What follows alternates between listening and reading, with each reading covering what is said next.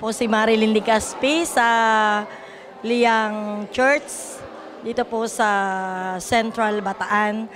At ako po ay isa rin po sa lagi nanonood ng oras ng pag-aaral na ito po ay nakakatulong bilang isa pong Sabbath School leader na kailangan po malaman ang tungkol sa mga lesson natin. Every Sabbath po, may mga katanungan po minsan din ako na namumuo sa akin isipan. Pero mula po nung nanonood po ako kina Pastor Sabbath, ay naunawaan ko po ang mga, at saka marami po silang mga halimbawa doon na bukod po doon sa lesson natin, meron pa po silang mga patotoo. At maraming salamat po sa naitutulong nyo sa amin na lalo pa po namin nauunawaan ang lesson.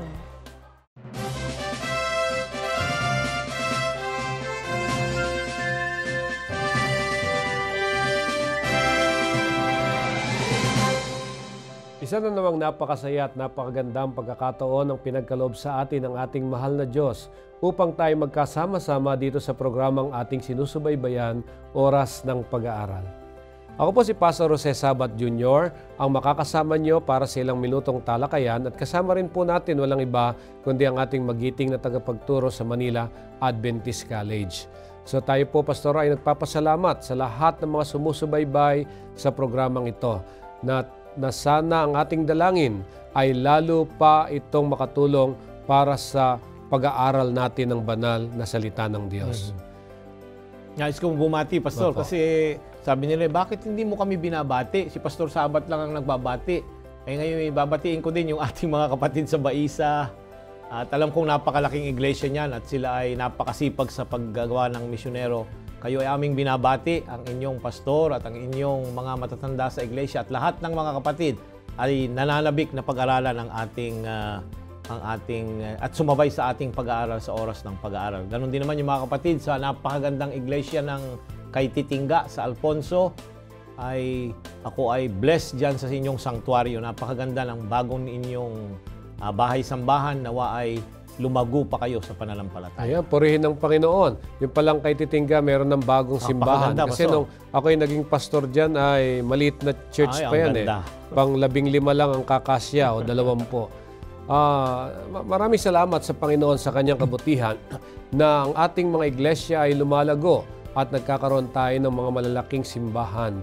Muli po ay binabati namin kayong lahat na siyang sumusubaybay sa programang ito. Ang ating mga kapatid dyan sa Bicol, sa Camarines Norte, sa Camarines Sur. Hindi ko na mabanggit kung saan kayo iglesia kabilang. Basta't kung kayo'y taga-riyan, kami po ay bumabati sa inyo. Minsan nga nakakalimutan din natin talaga yung mga nagbibilin. Tama yun, Pastor. Ayun, naalala ko, mga kapatid namin dyan sa Ragay. Ayan, ay nagbilin sa ating mga kasamahan na sana'y mabanggit lang natin sila na nagpapahayag sila na sila'y sumusubaybay din sa programang ito. Maraming salamat sa inyo mga kapatid. Saan man kayo naroroon, naway sumainyo ang pagpapala ng atin hong mahal na Panginoon. Tayo po ngayon ay nasa ika-6 na serye ng ating pag-aaral. At ang pamagat po ng seryeng ito, bakit kailangan ang interpretasyon? Bakit nga ba kinakailangan ang interpretasyon? Kuminsan sinasabi ng mga tao na basta ang mahalaga mabasa nila ang Biblia na hindi na kailangan pa ang interpretasyon.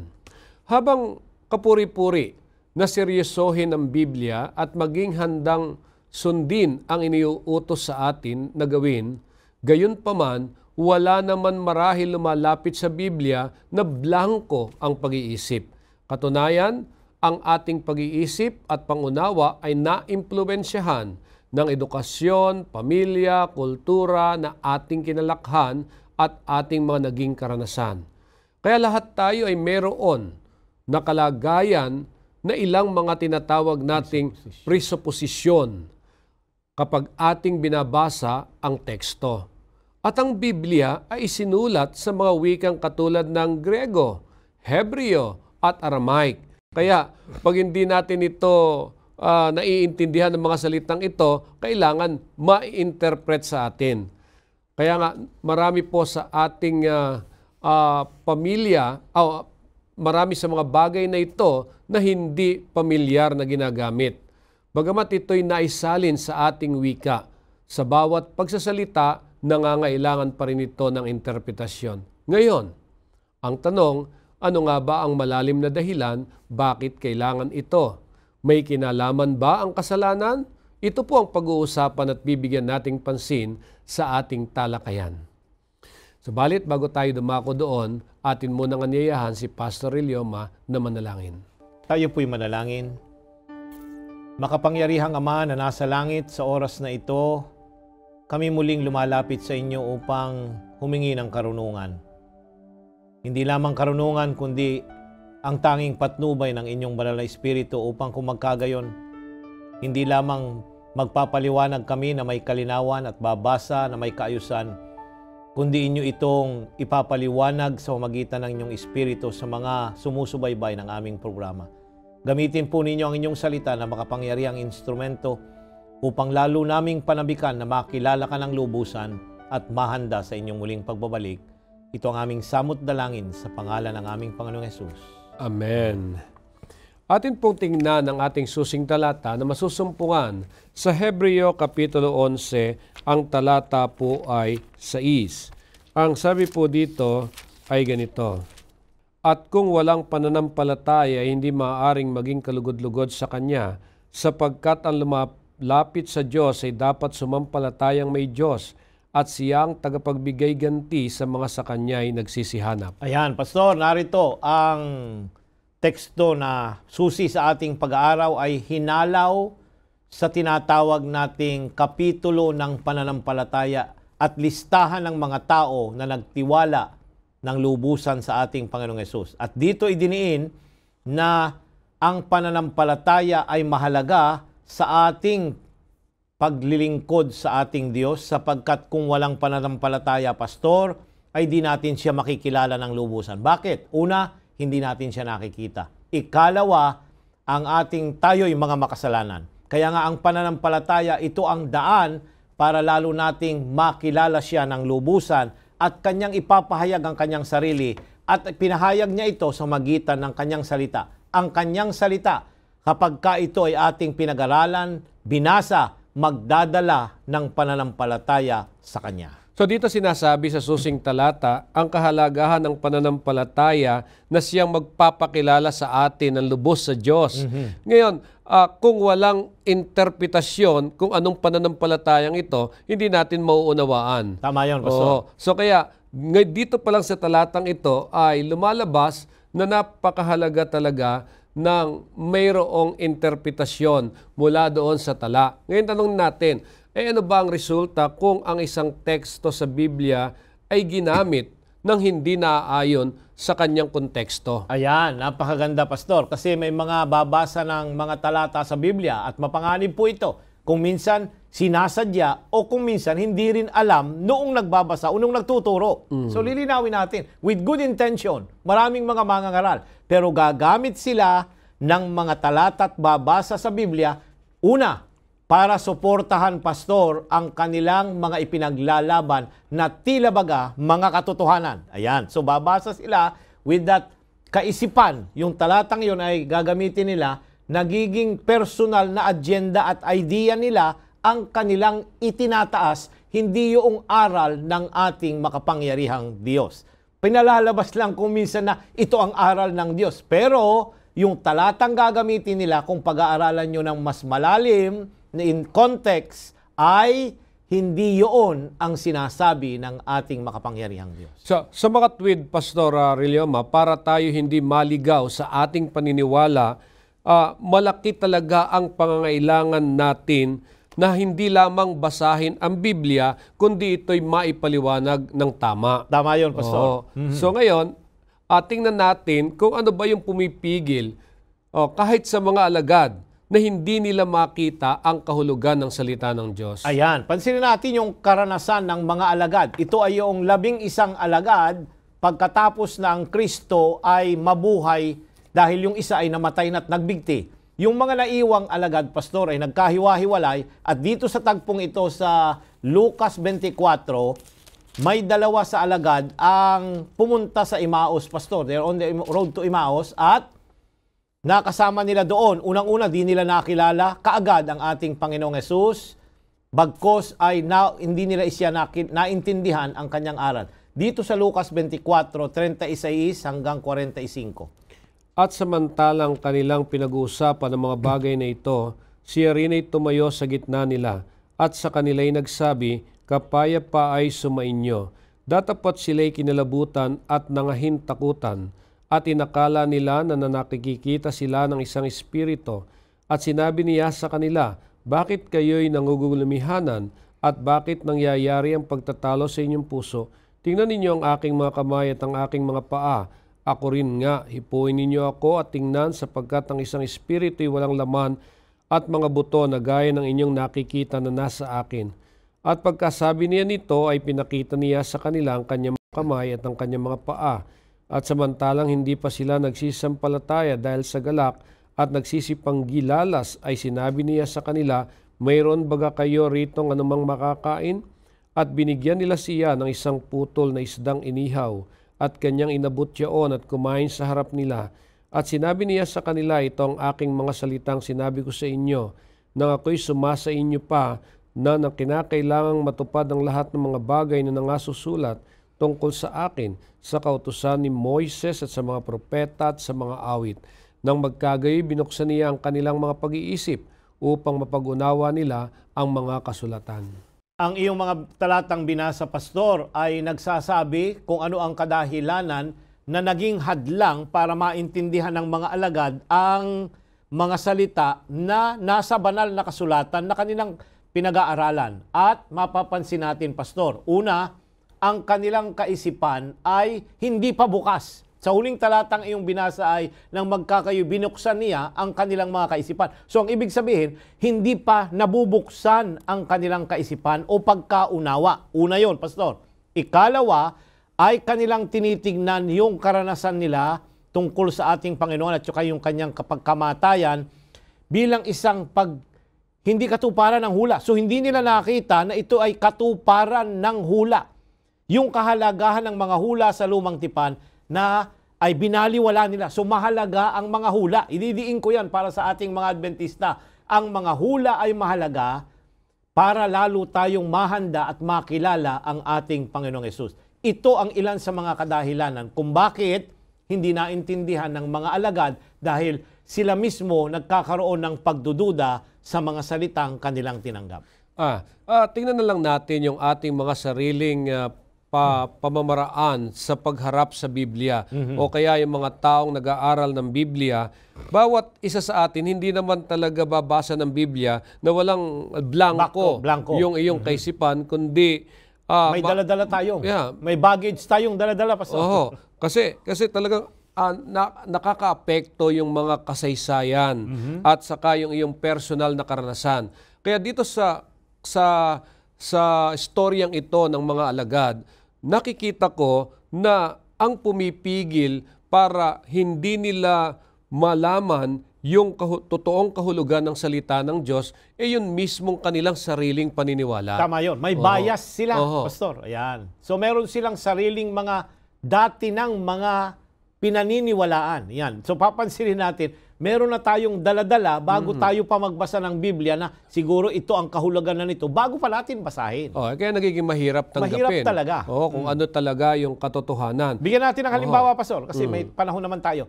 Yung panaginip ni Pedro na bumababa, di ba? Ay ginagawang literal ng napakaraming bumabas yun ay isang pangitain. Ang sabi daw nila ay nilinis na lang ng Panginoon ang lahat ng mga hayop na marurumi. Yung ba ang dinidiin noon? Hindi Dahil ang konteksto noon ay ang Diyos ay nagliligtas ng mga hintil kagaya ni Cornelius. Pag titingnan mo ng literal yon, ay literal nga, nilinis na, wala na, pwede nang kainin. Hindi naman yun ang pinag-uusapan doon Missionary work yung pinag-uusapan sa kontekstong yon. Ayan. At isa pa, tingnan din natin yung mga nag-interpret ng Bible. Hindi ba masasabi natin na meron din silang mga biases na dinadala sa Biblia? Kahit ikaw, Pastor, kahit ako, meron tayong sariling mga biases. At ano yung mga yon? Unang-una, yung nakalipas nating mga karanasan. Ikalawa, yung ating mga kaisipan na atin ang dating tinatanggap, yung ating preconceived na mga opinion, at mga personal na mga presupposition. Gusto kong idiin yun, Pastor. Yung personal natin na mga haka at mga kaalaman, ipipilit natin na yun ay sang-ayon sa banal na kasulatan. Kaya nga, nagiging mahirap maunawaan ang totoong katotohanan ng salita ng Diyos. Ayan. Dahilan sa mga dala-dala natin ito sa ating mga sarili. Tama yun, Pastor. So, unang-una sa lahat, pag tayo ay nag-aral ng banal na kasulatan, anong gagawin natin? I-pre-pre natin ang ating sarili mula doon. Huwag nating i-impose yung ating dati ng alam at narinig ko kay Pastor ganito o kung ganyan.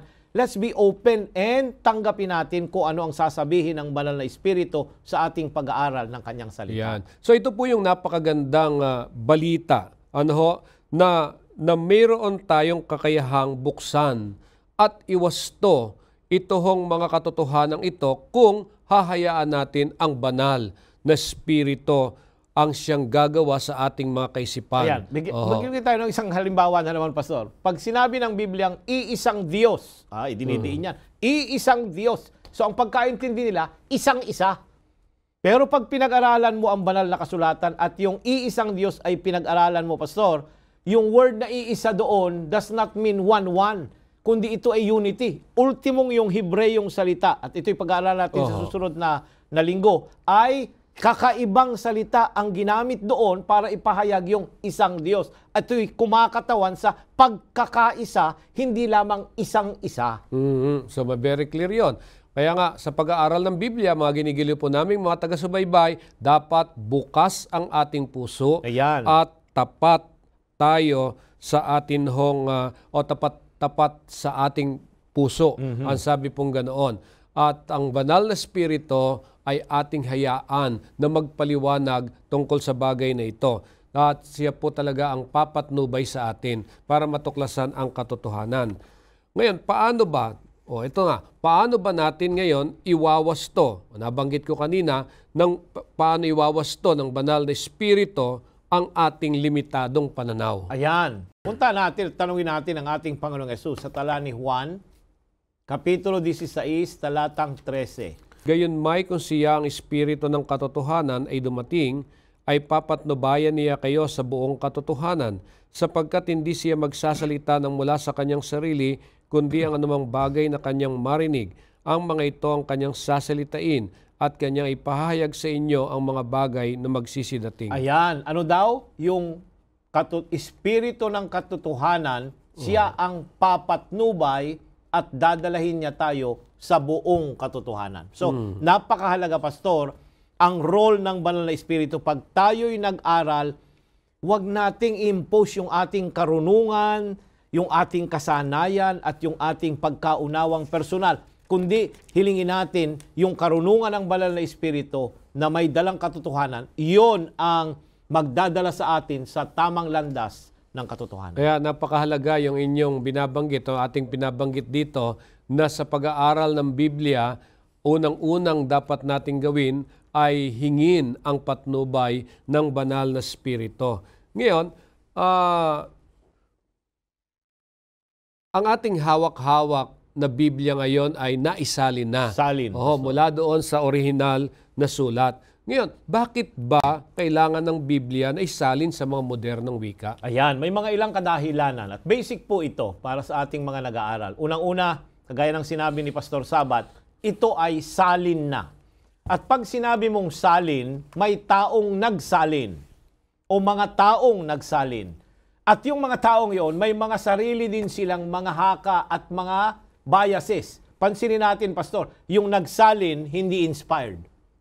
Pastor, ay ito yung aking naiintindihan yan. Bakit? Kasi papasok din yung biases sa kanila. Kagaya ng ating mga ano yan. Kung ano yung dala-dala nila. Kaya nga, bakit kinakailangang i-interpret pa itong nakasali na? Una, ay isinulat ito sa isang mga lingwahe na hindi natin naiintindihan. Anong lingwahe? ito yung Hebreo, yung Aramaic a portion, at saka ang Griego o Koine Greek or Common Greek, hindi po Classical Greek.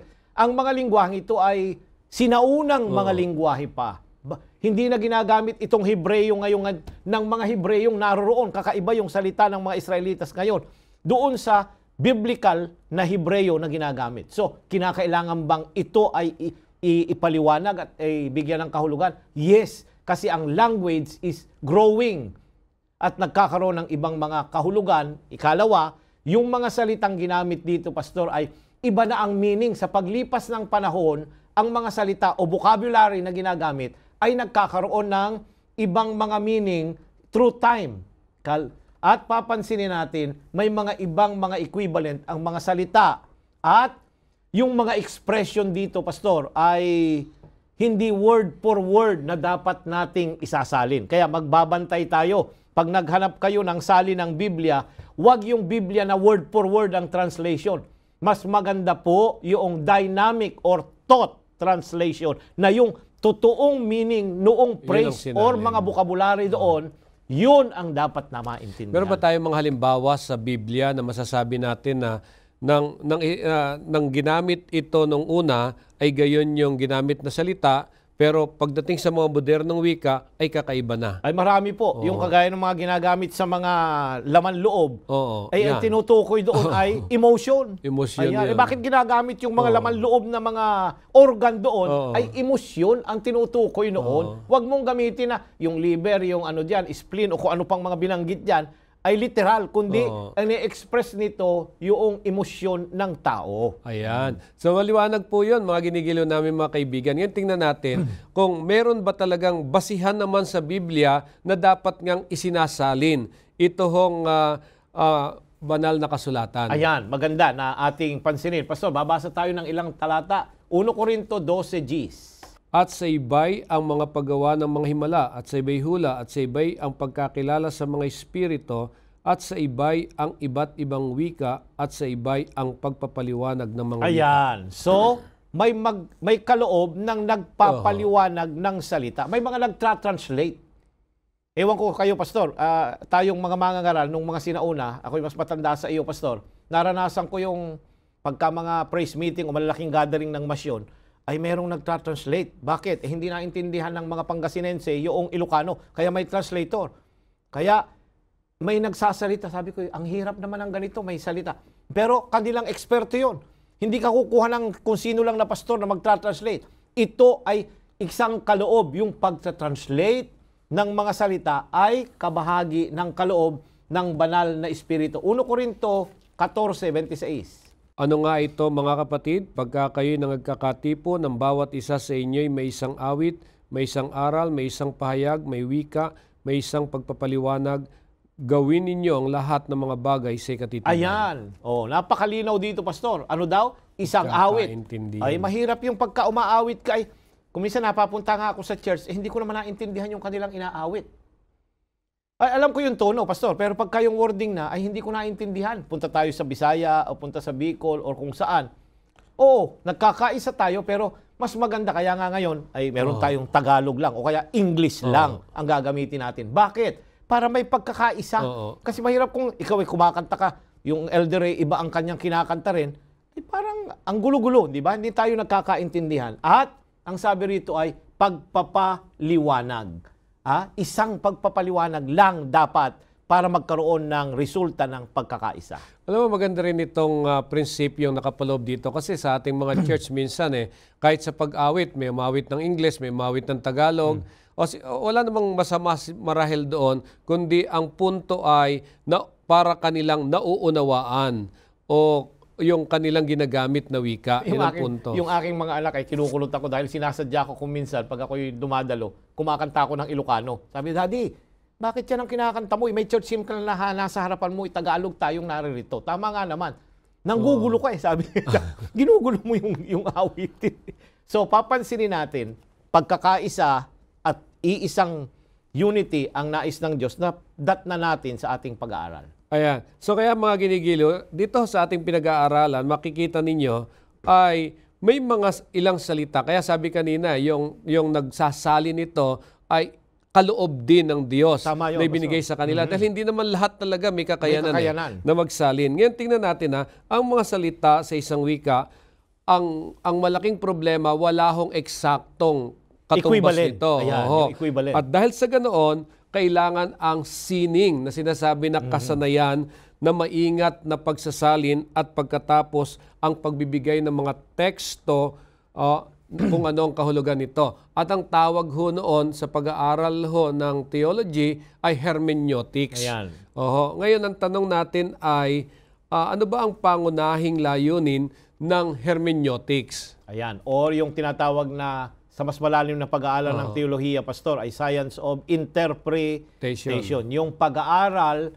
kung paano ipapaliwanag ang banal na kasulatan. Yan. Kaya sa lahat ng undergrad o kahit sa seminaryo, Pastor, ay dapat kang kumuha nito dahil ito'y napakahalaga na bahagi ng ating gawain bilang mga ministro at mga ibanghilista sa gawain ng Panginoon. Ang tanong ay, bakit o ano ang susi sa hermeneutics o biblical interpretation?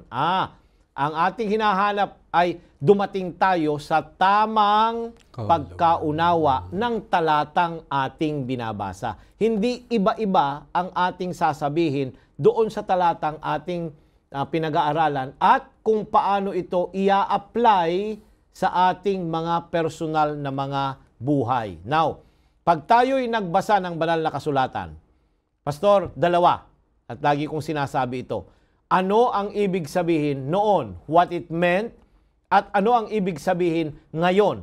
Kaya tayo ay dalawa. Pag tayo nag-interpret, anong ibig sabihin ng mga unang tumanggap nito? So magtatanong tayo ng mga basic na mga question, Pastor. Yung mga who, sinong sumulat? Para kanino yung sinulat? Ano ang mensahe na original para sa isinulat? Pero pag in-interpret na natin ito ngayon sa ating kapanahunan, ano naman ang kahulugan nito para sa akin ngayon na mananampalataya? Doon nagkakagulo, Pastor. Pwede nating matunghayan yung mensahe ni Hunas nung panahon ng Nineveh. Pero ano yung mensahe ni Hunas para sa akin ngayon? Doon nagkakaroon ng pagkakaiba-iba. Pero kung karanasan lang ang ating ipapahiwatig, walang problema. Pero pag doktrina na, Pastor, hindi pwede na iba-iba ang ating mga pakahulugan. So very clear na ang layunin ng hermeneutics hindi para baguhin kung anong ibig sabihin ng Biblia, kundi para iwasto natin at maihatid ng tumpak na kahulugan ang mga teksto ng banal na kasulatan at upang malaman natin kung paano magagamit ng maayos ang turo o teksto sa ating buhay ngayon. Ngayon, dumako tayo dito sa paraan kung papaano itinuring ni Pablo ang iba't ibang background at kultura o background na kultura sa pagdadala ng mensahe ng Ebanghelyo. Ayan, Pastor, papansinin natin, kagaya ng mga una nating tinalakay, ang Biblia may sariling background na kultura na pinanggalingan nito. Ang lumang tipan ay Hebreo. Sa panahon ni Jeremias at saka ni Daniel ay napasama sila sa captivity. Kayo may background na Babylonia, Medo-Persia at kung iba pang mga bansa. Ang kanilang mga paraan ng pagsamba ay naapektuhan. Kaya nga mapanganib ito. Now dito sa Tala ng Gawa, Kapitulo 17. Tingnan natin, Pastor, ang pahayag ni Dr. Lucas tungkol sa mga cultural background sa pagdadala ng pabalita ng kaligtasan mula sa salita ng Diyos. Gawa, Kapitulo 17, ang talata ay 16 hanggang 32. Samantalang ang sila'y hinihintay ni Pablo sa Atenas, ay namuhi ang kanyang espiritu sa loob niya sa pagkamasid niya sa bayan na puno ng Diyos-Diyosan. Kaya't sa sinagoga nakipagmakatwiran siya sa mga Hudyo at sa mga taong masisipag sa kabanalan, at sa araw-araw sa pamilihan sa mga nakikipagkita sa kanya, at alinaman sa mga pilosopong Epikuryo at Stoiko ay nakipagtalo sa kanya. At sinabi ng ilan, anong ibig sabihin ng masalitang ito? Binagabag ang mga iba parang si iya'y tagapagbalita ng mga ibang Diyos, sapagkat ipinangaral niya si Jesus at ang pagkabuhay na maguli. At siya'y tinangnan nila at dinala siya sa Areopago na sinasabi, Mangyayari bagang maalaman namin kung ano itong bagong aral na sinasalita mo, sapagkat naghahatid ka ng mga kakaibang bagay sa aming mga tainga. Ibig nga naming malaman kung ano ang kahulugan ng mga bagay na ito. Lahat nga ng mga Ateniense at ang mga tagaibang bayan na nakipamayan doon ay walang ibang ginagawa, kundi ang magsipagsaysay o mga kinig ng anumang bagay na bago. At tumindig si Pablo sa gitna ng Areopago at sinabi, kayong mga lalaking taga-Atenas, sa lahat ng mga bagay ay napapansin kong kayo lubang relihiyoso. Sapagkat aking pagdaraanan at sa pagmamasid ng mga bagay na inyong sinasamba, ay nakasumpong din naman ako ng isang dambanang na may sulat na ganito, sa isang Diyos na hindi kilala, yaon ngang inyong sinasamba sa hindi pagkakilala, siya ang sa inyo'y ibinabalita ko. Ang Diyos na gumawa ng sanlibutan at ng lahat ng mga bagay na naririto, siya'y palibasay Panginoon ng langit at ng lupa, ay hindi tumatahan sa mga templong ginawa ng mga kamay, ni hindi rin naman pinaglilingkuran siya ng mga kamay ng mga tao, na para bagang siya'y nangangailangan ng anumang bagay, yamang siya rin ang nagbibigay sa lahat ng buhay at ng hininga at ng lahat ng mga bagay. At ginawa niya sa isa ang bawat bansa ng mga tao upang magsipanahan sa balat ng buong lupa, na itinakda ang kanilang talagang ayos sa mga kapanahunan at ang mga hangganan ng kanilang tahanan, upang kanilang hanapin ng Diyos, baka sakaling maapuhap nila siya at siya'y masumpungan, bagamat hindi siya malayo sa bawat isa sa atin. Sapagkat sa Kanya tayo'y nangabubuhay at nagsisikilos, at mayroon tayong pagkatao na gaya naman ng sinabi ng ilan sa inyong sariling mga manunula. Sapagkat tayo namatay sa Kanyang lahi, yamang tayo ngay lahi ng Diyos ay hindi marapat nating isipin na ang pagka-Diyos ay katulad ng ginto o ng pilak o ng bato na inukit ng kabihasnan at katalinuhan ng tao. Ang mga panahon ng kahangalan ay pinalipas na nga ng Diyos. Datapat ngayon pinag-uutos niya sa mga ito na magagsisi silang lahat sa lahat ng dako, sapagkat siya ay nagtakda na isang araw na kanyang ipaghuhukom sa sanglibutan ayon sa katwiran, sa pamamagitan ng lalaking kanyang itinalaga, na ito'y pinatunayan niya sa lahat ng mga tao nang siya'y buhayin niya maguli sa mga patay, at ng kanilang marinigan tungkol sa pagkabuhay na maguli, ay nanglibak ang ilan. Datapat sinabi ng mga iba, pakinggan ka naming muli tungkol dito. Ayan, Pastor, narito ang kasaysayan at karanasan ni Apostol Pablo nang siya ay makipag-aral kasama ng mga Griego. Now, ang background ay Greek culture, Pastor. Una, ang Griego, maraming mga Diyos. Ayan. Sila ay polytheistic. Yan. So, kinonsider niya kung ano yung kultura nila, Pastor, yun ang kanyang ipresent sa kanila. Napansin ko, sabi niya, na kayo'y may dambana sa isang Diyos na hindi kilala. So, doon niya ibinasi yung kanyang approach sa kanila, Pastor, na ang kanilang pangangaral ng Ebanghelyo ibinase doon sa ano yung foundation na totoo na nasa isang kultura. Ayan.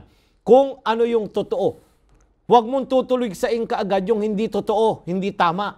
Kundi kung ano yung mga totoo, ano yung right, doon ka magsimula para makuha mo ang atensyon nila at maipakilala mo ang tunay na Diyos at ang kanyang mga aral. Kaya pala kahit na matagal nang naisulat ang Biblia sa mga iba't ibang kultura, ngayon, yung pong mga katotohanang nilalaman nito ay pawang angkop pa rin sa atin. At yung mensahe noon ay Iisa pa rin. Hindi nababago. Hindi nagbabago. Ngayon, ang tanong natin, bakit ba sa gitna ng pagkakaiba-iba ng kultura, ano ang karaniwang nagdidikit upang tayo ay pagbuklod-buklorin? Ayan. Balik tayo dun sa 17 talatang 26, Pastor. At ginawa niya sa isa ang bawat bansa ng mga tao upang magsipanahan sa balat ng buong lupa, na itinakda ang kanilang talagang ayos ng mga kapanahunan at ang mga hangganan ng kanilang tahanan. Ayan, ginawa niya na isa-isa ang bawat bansa. Sino yung gumawa? Ang Diyos na makapangyarihan, ang manlalalang, ginawa niya ang lahat ng mga bansa. So, lahat ng mga kultura, Pastor, ay nanggaling sa ating Panginoong Diyos. Pero, ating ididiin, naapektuhan ng kasalanan. Kaya lumabo, blinded sila sa mga bagay na makadiyos na itinuturo ng banal na kasulatan. Ito'y trabaho ng kaaway ng ating kaluluwa. Ang sirain yung ating tamang pag-iisip na hindi na angkop sa salita ng Diyos. So ibig niyong sabihin, ang pumipigil ngayon sa atin, walang iba na tanggapin ang katotohanan na mga tala sa Biblia, walang iba kung hindi yung ating mga personal, mga na mga personal background na at mga mga background. kung ano. At hindi lang yon, kundi naapektuhan tayo ng kasalanan. Okay. Ngayon, ang tanong natin ay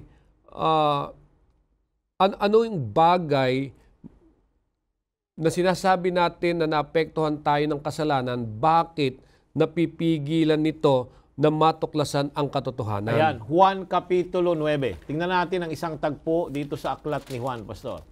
Juan 9, 39 hanggang 41. At sinabi ni Jesus, sa paghatol ay naparito ako sa sanglibutang ito, upang ang mga hindi nakakita ay mga kakita, at upang ang mga nakakakita ay maging mga bulag. Yaong mga paresyo na kasama niya ay nakakarinig ng mga bagay na ito, at sinabi sa kanya, kami baga naman ay mga bulag din. Sa kanila'y sinabi ni Jesus, kung kayo mga bulag, ay hindi kayo magkakaroon ng kasalanan. Datapot ngayon sinasabi ninyo, kami nang nakakita, nananatili ang inyong kasalanan. Ayan, Pastor, malalim yung pangungusap ng ating Panginoong Yesus. Hindi nila nakikita yung itinuturo ng ating Panginoong Yesus at hindi nila nakikita yung tunay na kahulugan ng banal na kasulatan. Unang-una sa lahat, sila ay bulag. Spiritually. At ikalawa, nananatili pa rin sila sa kasalanan. Ito, Pastor, ang pumipigil kung bakit ang isang tao nahihirapang unawain ang banal na kasulatan. Ayan. Ididiin ko, Pastor, na tayo'y nasa magiging makasalanan. Blinded tayo ng ating mga personal na mga background, reasoning, edukasyon, lahat ng ating mga pinag-aralan ng mga nakalipas. Itong nagiging dahilan kaya hindi tayo makatanggap ng mga tunay na aral at maunawaan ang banal na kasulatan. Ayan, yan ang dahilan na kung saan kahit yung mga nagsasali ng banal na kasulatan ay naapektuhan dahil sa kasalanan. Kaya hindi ho madaling gamitin yung mga proseso ng pag-iisip ng tao para sa mga bagay na kailangan natin ngayon dahil sa pagkagumo ng kasalanan. Kaya pininsala tayo ng kasalanan ang mga kaisipan natin at ganun din sinarado ang ating mga mata para huwag nating makita ang katotohanan. Blinded. Subalit, salamat po sa Diyos dahil binigyan niya tayo ng mga pamamaraan upang sa ganoon ay ma-preserve pa rin ang pawang katotohanan. Kaya ang tanong natin, bakit mahalaga sa atin ang isang malinaw na pagkaunawa sa banal na kasulatan? Tayo'y dumako sa Lumang Tipan, Pastor. Sa isang reformador at leader sa Lumang Tipan. Nehemias 8, ang talata ay 1 hanggang 3 at saka talatang 8. At binasa niya roon sa harap ng luwal na dako na nasa harap ng pinto ang bayan ng tubig, mula sa madaling araw hanggang sa katanghaliang tapat, sa harapan ng mga lalaki at mga babae at ng makakaalam, at ang mga pakinig ng buong bayan ay nakikinig sa aklat ng kautusan. 8. At sila'y nagsibasa sa aklat sa kautusan ng Diyos na maliwanag at kanilang ibinigay ang kahulugan na anupat kanilang nabatid ang binasa. Yan, tatlong bagay ang idinidiin dito, Pastor, para tayo magkaroon ng malinaw na pagkaunawa. Una, babasahin. Pati yung babasa, dapat malinaw ang iyong pagbabasa mula sa salita ng Diyos o kautusan ng Diyos na ito dapat ay maliwanag at kanilang ibinigay ang kahulugan. Tayong mga nagtuturo ng Biblia, tayo yung magbibigay ng kahulugan noong babasahin.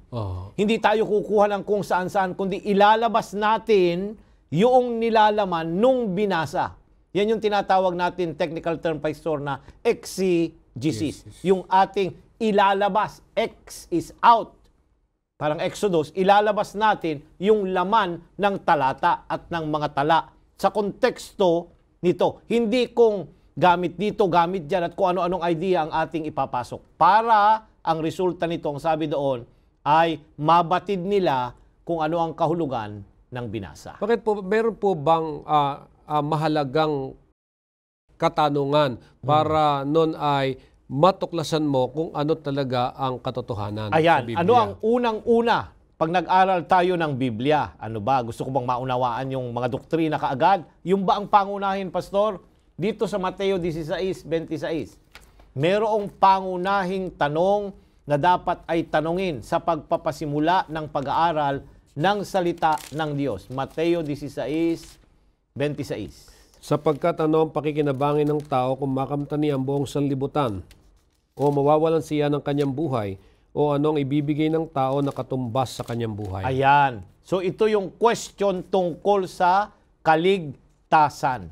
Ang basis ng ating pag-aaral, Pastor, ng Biblia ay masumpungan ang paraan ng pagliligtas ng Diyos at sino ang magliligtas. Bakit? Siya ang sentro ng banal na kasulatan. Pag nakilala natin siya na sentro ng banal na kasulatan at tanggapin natin siya bilang ating tagapagligtas, ang susunod, ituturo ang kanyang mga aral na dapat nating sundin. Hindi yung reverse. Ang nangyayari kung minsan, hinahanap na natin kung ano yung mga tamang mga aral, doktrina na hindi natin nakikilala ang tagapagligtas na sentro ng ating kaligtasan.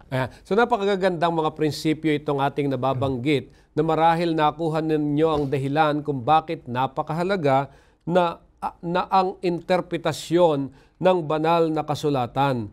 Kaya nga dito hindi lamang tinuturo natin kasi yung tamang pagbabasa ng kasulatan. Kasi meron kang tamang pagbabasa, wala ka namang tamang interpretasyon, so hindi rin mabubuo yung tamang katotohanan o hindi natin ito may papaliwanag ng tama.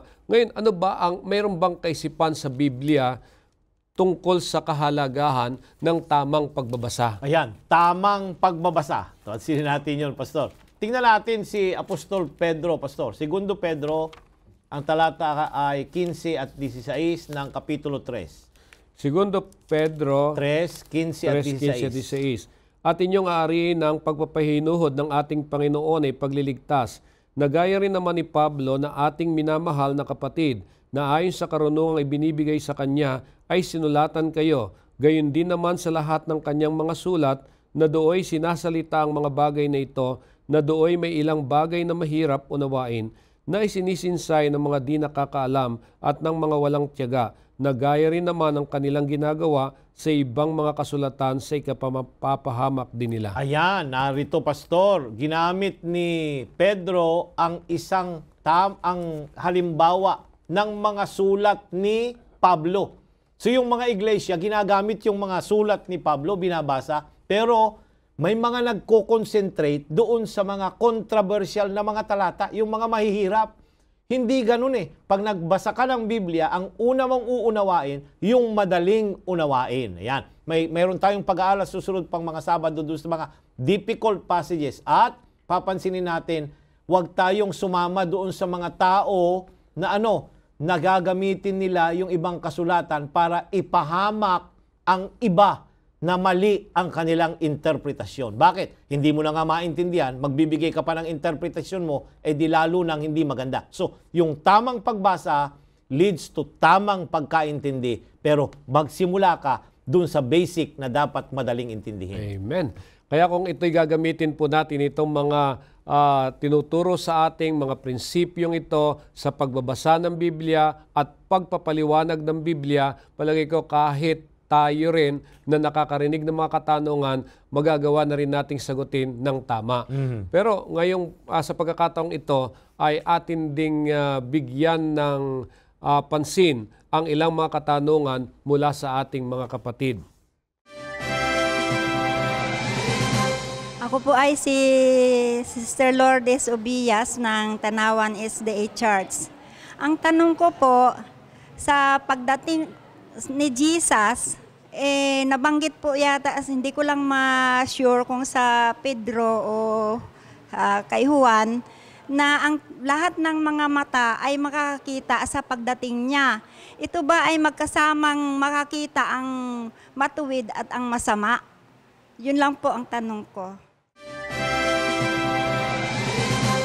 Ang concern mo, Sister Lourdes, ay tungkol sa kung makikita ba ng lahat ng mga mata ang pagdating ng Panginoong Hesus. Kung gayon, makikita din nga naman daw po kahit ng mga masasama. Ayan. Pansinin natin, Pastor, dahil yan ay nasa banal na kasulatan. Yan ay teksto na galing sa sulat ng huling aklat sa banal na kasulatan. Sa Kapitulo 1 ng talatang 7 ng Apokalipsis, Pastor, ay nariyan ang tugon doon sa katanungan ng ating minamahal na kapatid.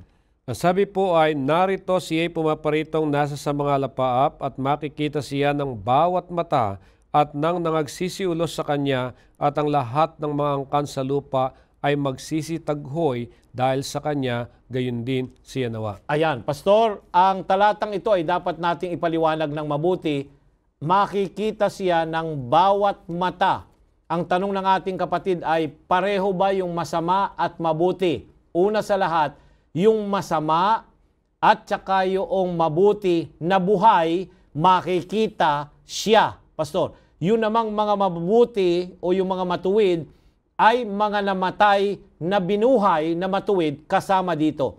Plus, merong special na group, Pastor, yung mga nagsiulos o pierce him, yung sumama sa crucifixion ng ating Panginoong Hesus. Sila'y magkakaroon ng special na karanasan na makita ang bumabalik na Hesus na maluwalhati bilang isang hari at tagapagligtas. Yan. So napakaliwanag po ng kasagutan na Sister Lourdes. Ako po si Lainey Beronio ng Tanawan SDA Church. My question po ako, did God allow His people to suffer and face challenges and problems? Yan, ito naman kay Sister Lady. Hinahayaan ba talaga ng Diyos ang mga tao'y magdusa o humarap sa mga iba't ibang problema? Ayan, pansinin natin, Pastor, si Pedro ay expert yan sa suffering. Sumulat siya ng kanyang aklat at ang sentro nito ay suffering o yung pagdurusa. 1 Pedro 5:10. At ang Diyos ng buong biyaya na nasa inyo'y tumawag sa kanyang walang hanggang kalwalatian kay Kristo. Pagkatapos na kayo makapagbatang sandaling panahon, ay siya rin ang magpapasakdal, magpapatibay at magpapalakas sa inyo. Ayun, yung tinatawag, Pastor, sa kalwalhatian at kaligtasan na kay Kristo ay magbabata sandaling panahon. Bahagi ng ating Kristiyanong karanasan, Pastor, yung darating na suffering o darating magbabata tayo. Bumalik tayo sa Kapitulo 4, Pastor, talatang 13. Dugtungan natin yung pahayag ni Apostol Pedro. 1 Pedro 4:13. Kundi kayo'y mga galak sapagkat kayo'y mga karamay sa mga hirap ni Kristo upang sa pagkahayag ng kanyang kalwalatian naman ay mga galak kayo ng malabis na galak. Ayan, napakalinaw dito, kapatid na Sister Lady, na tayo ay magagalak dahil nakikiramay tayo sa paghihirap ni Kristo pag tayo'y nagsasaper na maluwalhati dahil sa kanyang pangalan. Amen. So, bumalik tayo doon sa ating tinatalakay kanina na kung saan ay napakahalaga na mayroon tayong tamang interpretasyon o kahulugan sa banal na kasulatan. Dahil sa katunayan, tayo po bilang isang bayan ng aklat na gustong mamuhay sa pamamagitan ng Biblia at Biblia lamang at wala tayong iba pang mapagkakatiwalaang mapagkukunan ng pagpapaliwanag tulad ng tradisyon, mga kredo o kapangyarihan ng pagtuturo ng iglesia. Tanging sa Biblia lang tayo makakakuha ng tamang paniniwala. Kaya po mahalaga talaga ang isyu ng interpretasyon ng kasulatan sa teolohiya at kalusugan ng misyon ng iglesia. Kung walang tamang interpretasyon ng Biblia, walang pagkakaisang doktrina at aral. So kung bakit ko to sinasabi, dahil ang iglesia po natin ay meron hong misyon na nakabase sa Apokalipsis 14, 6 at 12. Paano natin iuugnay dito ang tamang pagkaunawa? Ayan, Pastor, ang Apokalipsis 14, talatang 6 hanggang 12, dito masusumpungan natin ang ating identity, tatlong bagay, Pastor, kung sino tayo, ano ang ating pabalita, at paano natin ito gagawin sa buong sanlibutan. Ayan. kung mali ang ating pagkaunawa dito sa three angels, yung tatlong anghel na lumilipad, na huling pabalita na darahin sa huling kapanahunan, ngayon sa ating kapanahunan, ito'y nag-identify at claim natin na ito ang ating iglesia na binigyan ng huling pabalita para sa ating... Kung mali ang ating pagkaunawa rito, mali ang ating ginagawa, mali rin ang ating misyon na ginagampanan. Kasi kung mali po yung pagpapakahulugan natin, mali rin yung teolohiya natin, so ang ating misyon ay mapapariwara. Mapapariwara, Oho. masisira, Pastor. Walang kahahantungan. So kaya nga ganito nagiging katibay ang iglesyang ito kung bakit tumatagal o tumagal ng mahabang panahon at patuloy na lumalago dahil meron tayong pinanghahawakang matibay na paniniwala at tamang interpretasyon ng mga salita ng Diyos sa banal na kasulatan. Mga ginigiliw, ang ating mga pag-iisip, pinalabo ng kasalanan. Kaya nga hindi ito masasabi na tayo ay neutral, lalo na sa mga espiritual na mga bagay. Ang totoo, ang iba't ibang mga denominasyon o sekta ng pananampalataya, kahit kanilang inaangkin na pinamumuhay nila ang Biblia, nagpapakita pa rin ito ng ibang paraan ng interpretasyon na kanilang ginagamit. Kung pinag-aaralan natin ang isang aklat lang, hindi dapat sana tayo hiwa-hiwalay ng pagkakaunawa o hindi dapat tayong lahat ay hindi nagkakaisa pagdating sa konklusyon. Gayunpaman, nagpapakita lang ito na mahalaga talaga ang interpretasyon. Kailangan natin ang tamang interpretasyon, subalit yung tamang interpretasyon dahil kung walang tamang pagpapaliwanag ng Biblia, walang magiging pagkakaisa ng doktrina at aral at hahantong sa isang baluktot na teolohiya, kulang at magulong misyon. Kaya po sa pagharap natin sa Biblia, kinakailangan ang pagpapakumbaba ng ating puso at paghingi ng tulong sa banal na Espiritu na magbibigay liwanag sa salita ng Diyos upang gawin tayong handang sumunod sa ating natuklasan. Ang isang tao na nakatuklas ng mga katotohanan sa Biblia, magkakaroon siya ng bagong perspektibo na ang Diyos ay tunay at buhay, na ang pagsunod sa mensahe ng Biblia ay magiging kapaki-pakinabang sa Kanya. So wag nating pahintulutang kontrolin ang ating pangunawa ng mga pinaniniwalaan o nagawa mo noon. Ang sabi ng propetisa, buksan ang iyong mga mata ng iyong masilayan ang lamang kamangha-mangha ng mga bagay mula sa kautusan. Alamin kung ano ang nakasulat at pagkatapos patatagin ang iyong pwesto sa walang hanggang bato. Marami pong salamat sa inyong patuloy na pagsubaybay. At bago po natin tapusin itong ating talakayan, atin munang saksihan ang isang makalangit na awitin.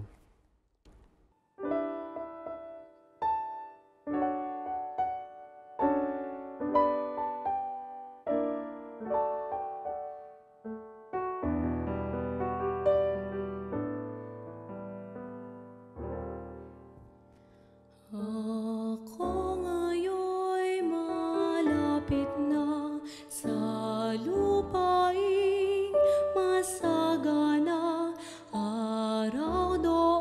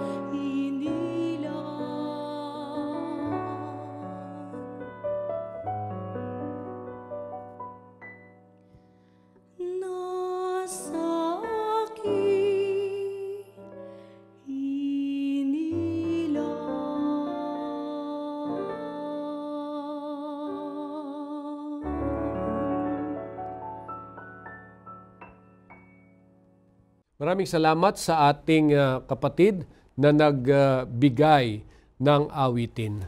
Tayo po'y manalangin. Dakila po naming Diyos, aming Ama na nasa langit. Marami pong salamat sa pagpatnubay ninyo sa iglesyang aming kinaaniban na nagiging matibay ang aming pagkatuntong sa saligan ng katotohanan dahil itinuturo ninyo ang tamang interpretasyon ng inyong mga salita.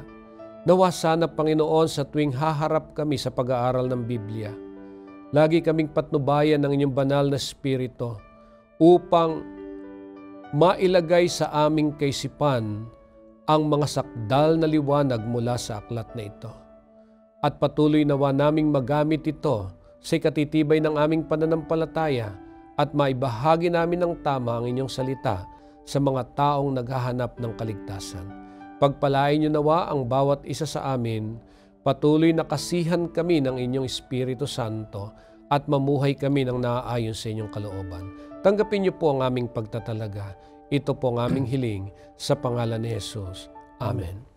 Muli po mga ginigiliw, maraming salamat sa inyong pakikisama sa ating naging talakayan. Sana'y huwag kayong mawawala sa susunod pong serye. Ako po si Pastor Jose Sabat Jr. at kasama po natin si Pastor Nestor Rillioma, nagsasabing sumagana nawa ang inyong pamumuhay.